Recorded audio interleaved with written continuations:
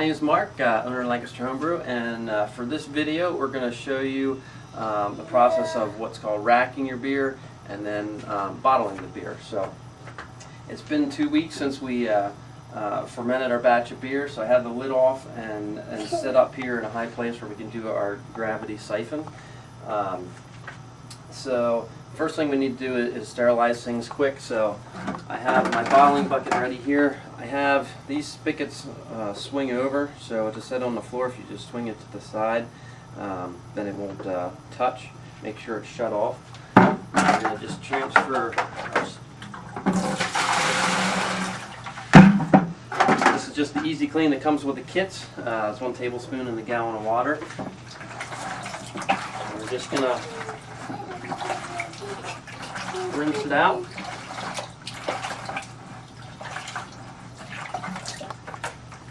I like to run some through the spigot.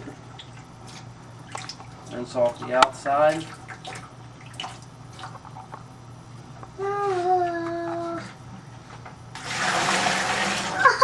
Back over. Off to the side is my assistant today. He likes to help sometimes, so he might jump into the video here in a little bit. Next is the siphon to sanitize the siphons. I'm going to demonstrate using the plain racking cane that comes with the basic beer kits, and then also the auto siphon that comes with the deluxe kits. I need to grab one piece here, the other end. So again, we just want to give them a quick rinse, and if you have a funnel or something that you can pour through, or honestly, I actually usually just suck on the ends of these like straws. It sounds kind of goofy that way, but if you just flip it around when you're done, you can sterilize the other side. So, so just to see how that goes, and then just dip the other end in so that side's sterile.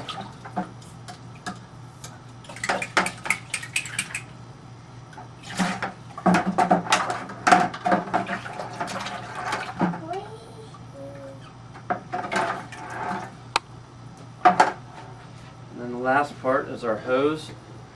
I usually like to have it disconnected. If you coil it up, you can submerge that.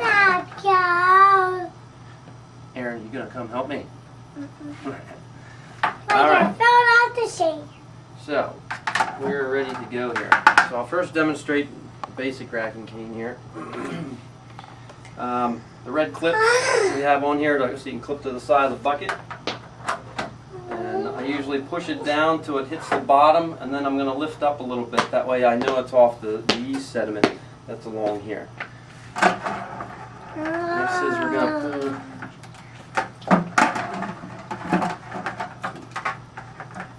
our siphon out here.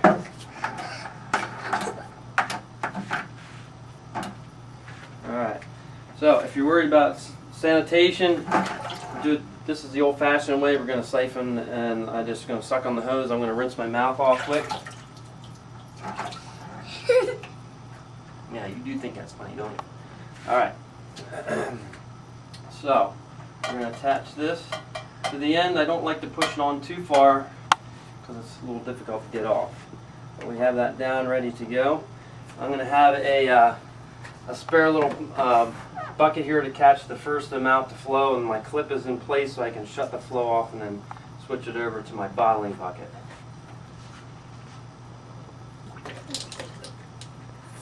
Alright, so once the flow's started, now we can move over and let it flow into our bucket. And you can see our flow's started. So I'm going to stop that. Normally we're just going to let that go to the bottom. I have the back of the bucket propped up with a wedge, and we're going to let that run out. I pulled it up here so we can stop the flow. I'm going to do the rest with the auto siphon.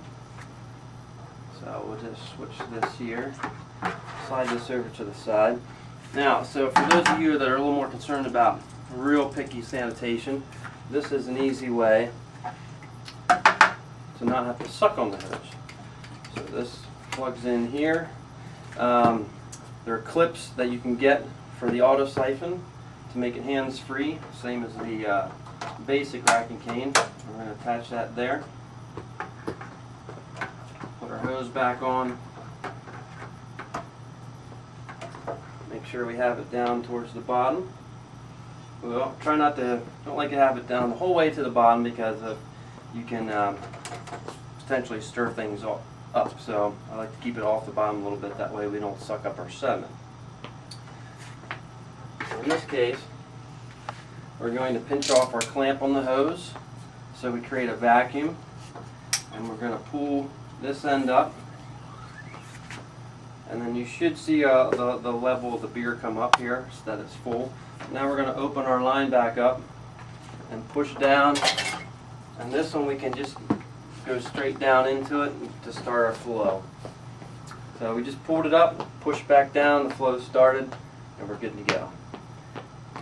So that's the basic process as far as the racking goes, or siphoning the beer from one to the other. We don't want to pour the beer because we want to leave the sediment behind. So once this is done, we're going to move this bucket up here, and then I'll show you the basics of bottling it. All right, so we'll be back in a few minutes.